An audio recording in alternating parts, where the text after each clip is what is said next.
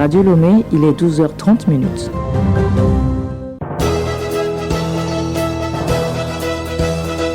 Le journal Hélène Assabi.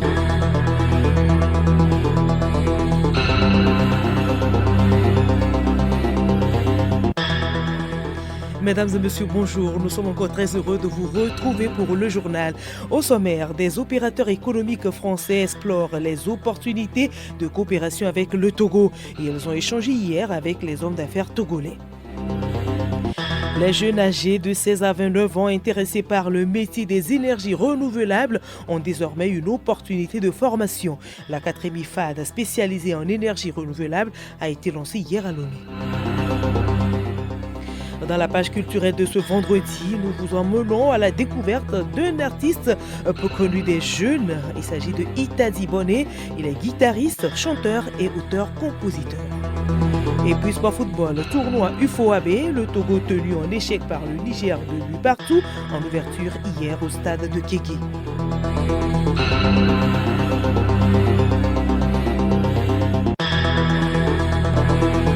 radiolomé.tg.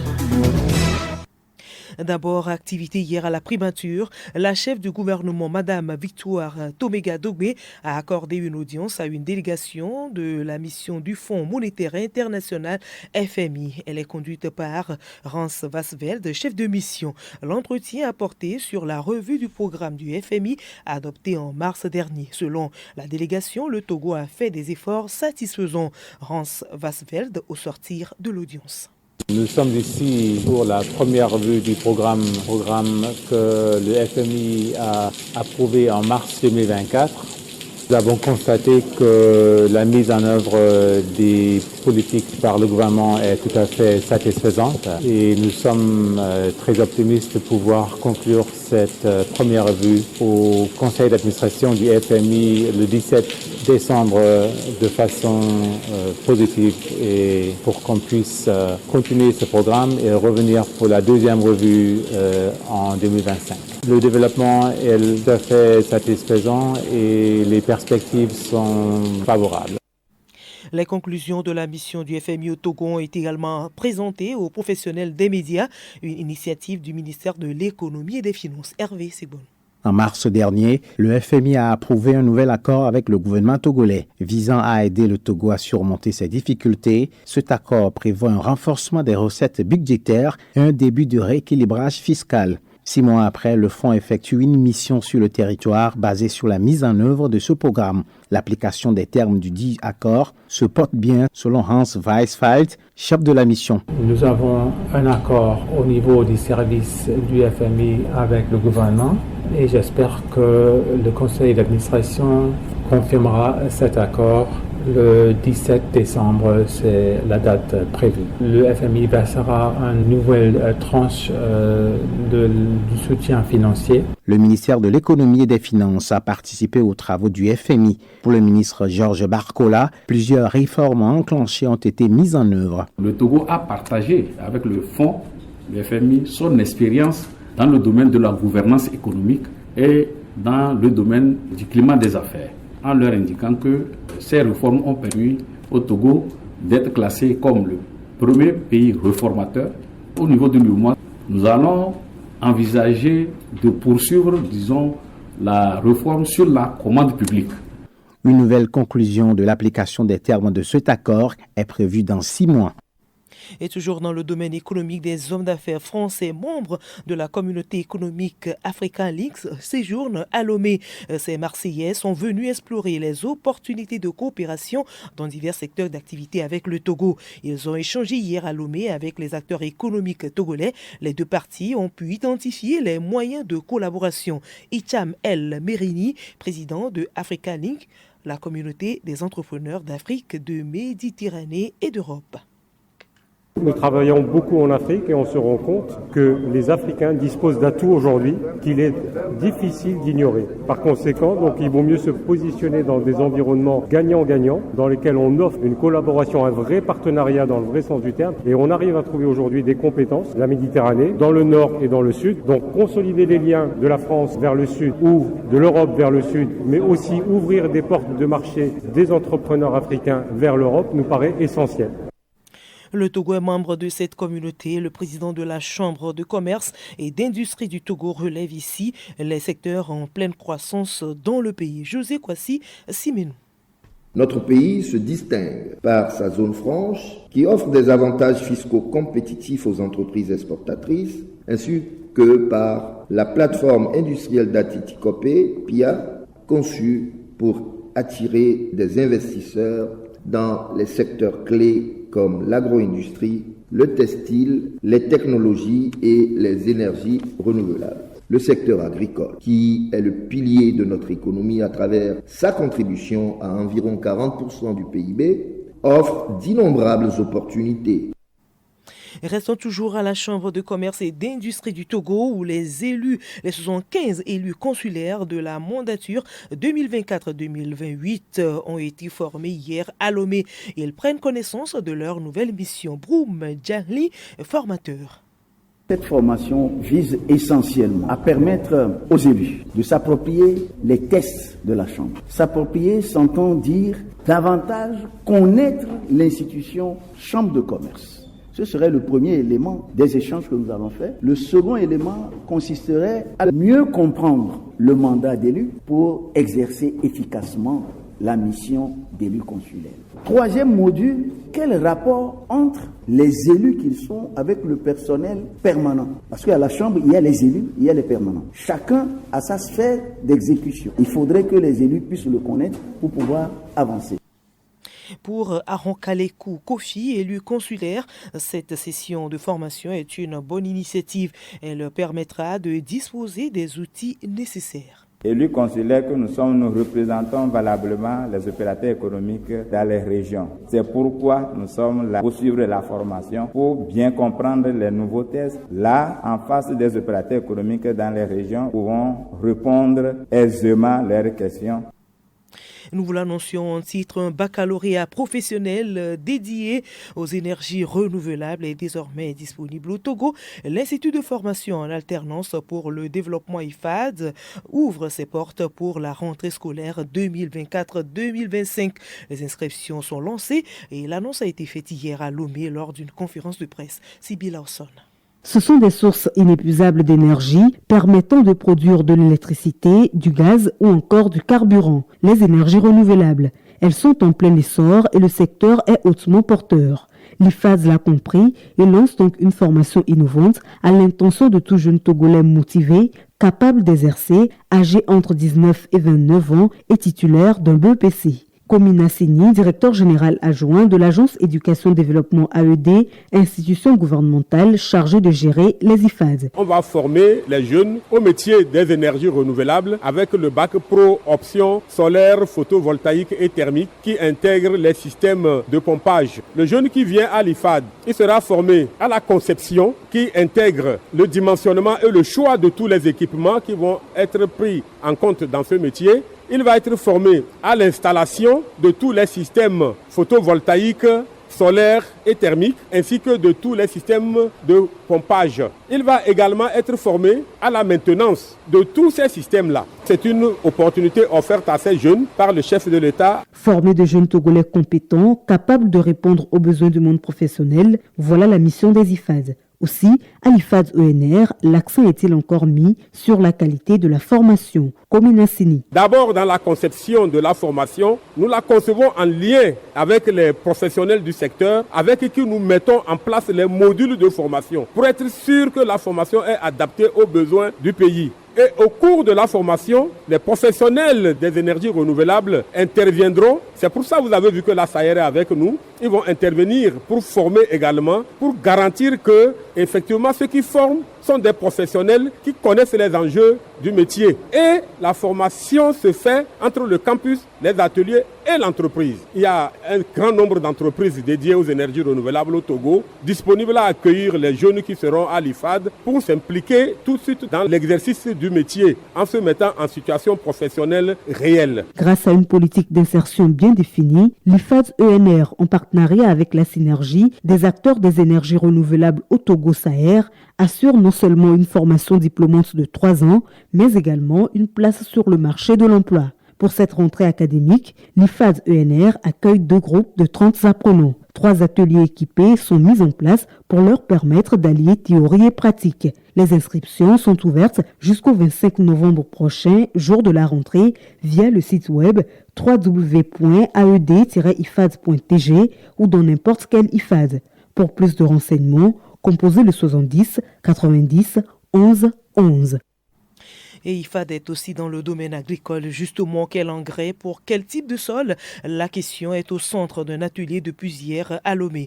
Dénommé Hub régional pour les engrais et la santé des sols, cette rencontre réunit 17 pays d'Afrique de l'Ouest et du Sahel.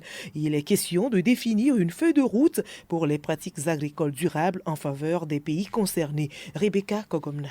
Il s'agit pour les acteurs du monde agricole et partenaires techniques et financiers de trouver les meilleures pratiques en matière de gestion durable des sols. D'où la nécessité de créer une structure technique dédiée à la cause, le Hub régional pour les engrais et la santé des sols. Dr Bernard Van Lawe, directeur général adjoint de l'Institut international de l'agriculture tropicale, IITA. On a eu une table ronde organisée par la Banque mondiale et le gouvernement, le CEDEAO, où on a dit qu'il y a besoin d'une structure technique qui va accompagner le développement et l'implémentation des plans au niveau d'augmenter l'utilisation d'engrais, gérer la santé des sols. Après, on s'est mis ensemble avec les partenaires techniques.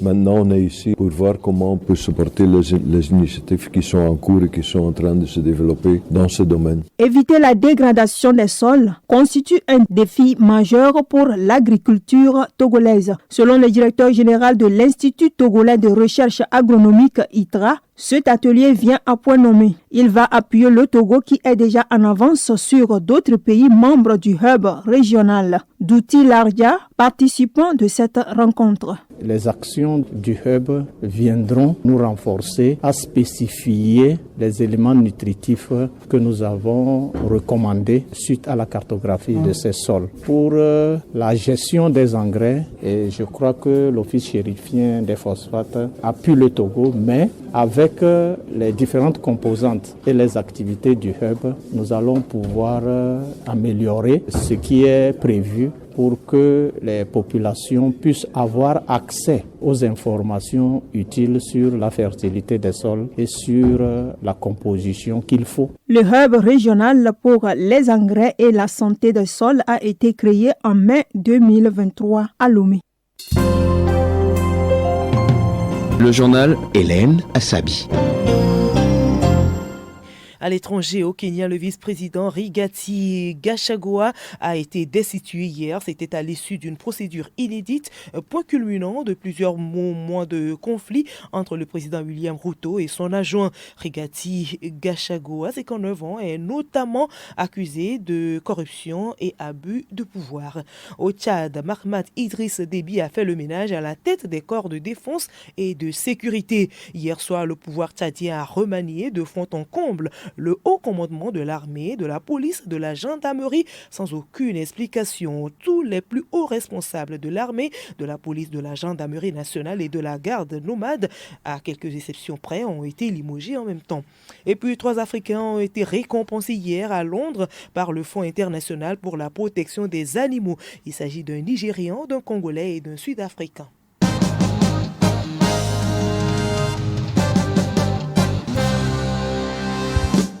La journée mondiale de la ménopause est observée aujourd'hui 18 octobre, une occasion dédiée à la sensibilisation et à l'éducation autour de la ménopause. La ménopause est une étape naturelle mais souvent mal comprise dans la vie des femmes. Comment une femme doit se prendre en période de ménopause? À Pédopélagie, sage-femme au CMS UTB circulaire, Nye Konakwe répond.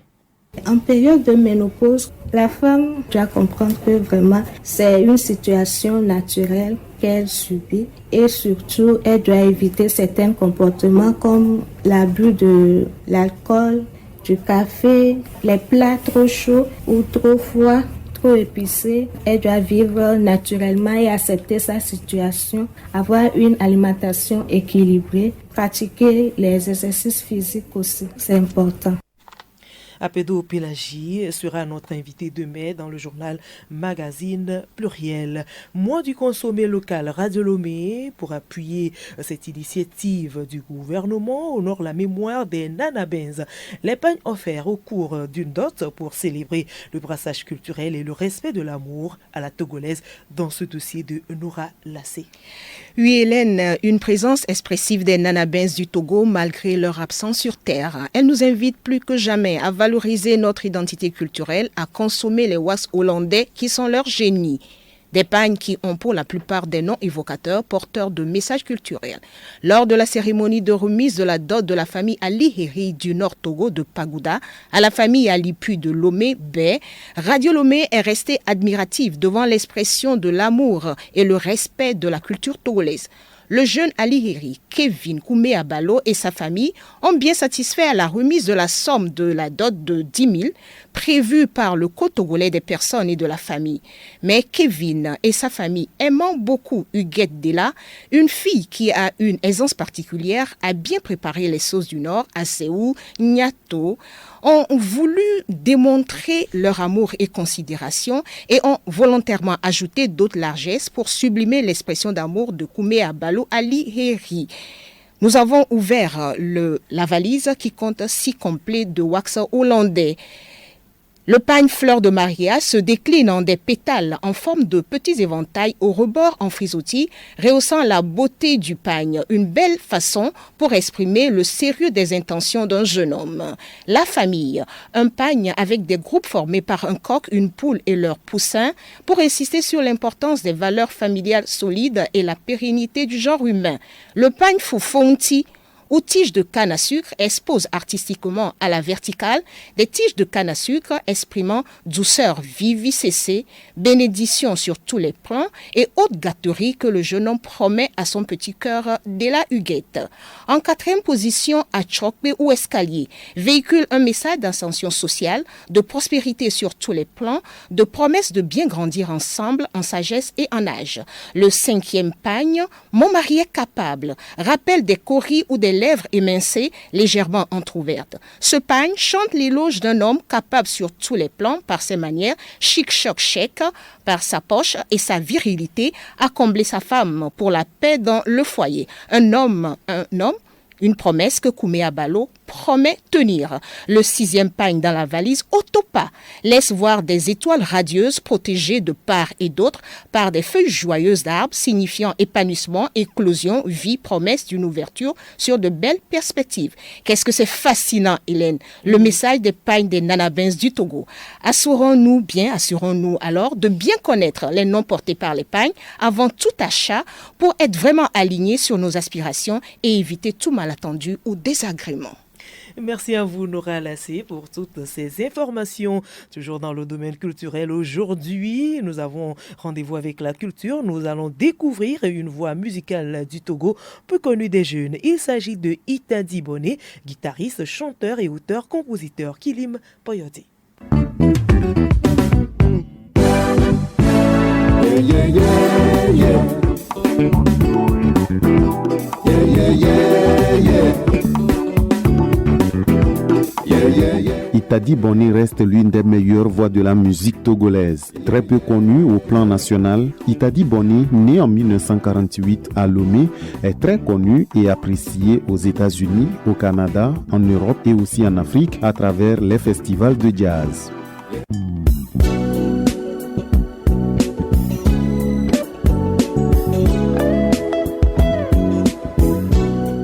Très populaire hors des frontières togolaises grâce à sa musique qui est un mixage, pour ne pas dire un mélange du jazz, de la soul music et du high life ghanéen. Itadi Boné a travaillé aux côtés des grandes célébrités musicales, notamment Carlos Santana, le Nigérian Fela Kuti, Bella Bello, Julie Akusa Akofa, Abeti Masekini, Hugues Masekela, le Congolais Sam Mangwana et le célébrissime Manu Dibango du Cameroun.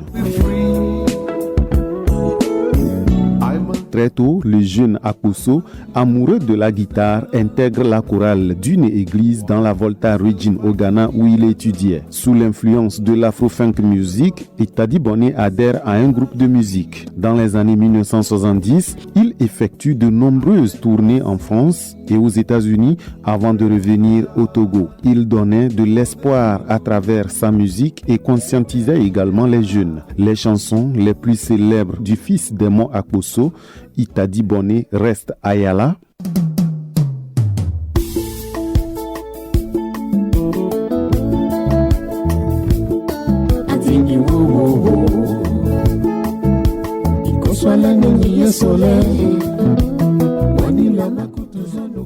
Sakabo.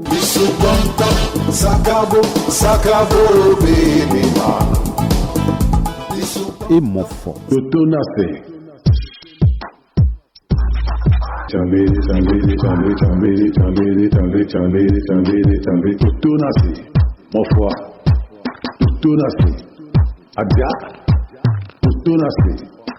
Établi à Washington DC dans le district de Columbia, il a plus fait du folk, de la country et world music pour le grand bonheur de ses mélomanes. Ayant toujours défendu ses convictions, Itadi Bonny est un artiste qui a bien excellé dans le reggae. Il a quitté le monde des vivants le 10 novembre 2013 des suites d'une longue maladie. Et dernier virage de ce journal Sport Football, le tournoi qualificatif des éliminatoires CAN U20 a démarré jeudi. En ouverture, le Togo a affronté au stade de Kégué le Niger. Score final, 2 buts partout. Alou Noyoé. Logé dans la poule A en compagnie du Niger, du Ghana et du Bénin, le Togo en ouverture était face au Niger. Mené par 2 fois au score, les Éperviers juniors ont réussi à égaliser en fin de partie. Toutefois, le joueur togolais Aminou Tchadjobo a été élu homme du match. Dans l'autre rencontre du jour, le Ghana était face au Bénin. Ce match aussi s'est soldé par un nul de 2 buts partout. Après cette première journée, les 4 équipes se tiennent à 1 point. Ce vendredi, la poule B entre en lice. Une seule rencontre est au programme. À 15h au municipal de Lomé, le Nigeria sera face au Burkina Faso. Les championnats européens reprennent leurs droits après la trêve internationale. En Espagne, ce vendredi, à 19h, Deportivo Alavés sera face à Valladolid. Samedi, Athletic Bilbao joue l'Espagnol Barcelone à 12h. Et à 19h, Celta Vigo recevra le Real Madrid. C'est pour le compte de la 10e journée. En France, la 8e journée verra la rencontre au sommet entre Monaco leader et Lille qui impressionne. Brest sera aux prises avec Rennes. C'est aussi la 8e journée en Angleterre. Les rencontres démarrent ce samedi. Tottenham affronte West Ham à 11h30. Manchester City se déplace chez Wolverhampton. Et le choc de cette journée mettra aux prises Liverpool à Chelsea. C'est également le chapitre 8 qui sera à l'honneur ce week-end en Italie. Genoa reçoit Bologne. Le Milan AC se mesure à l'Udinese et la Juventus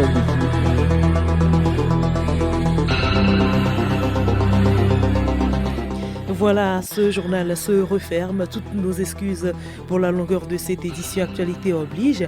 Bon appétit si vous êtes encore à table.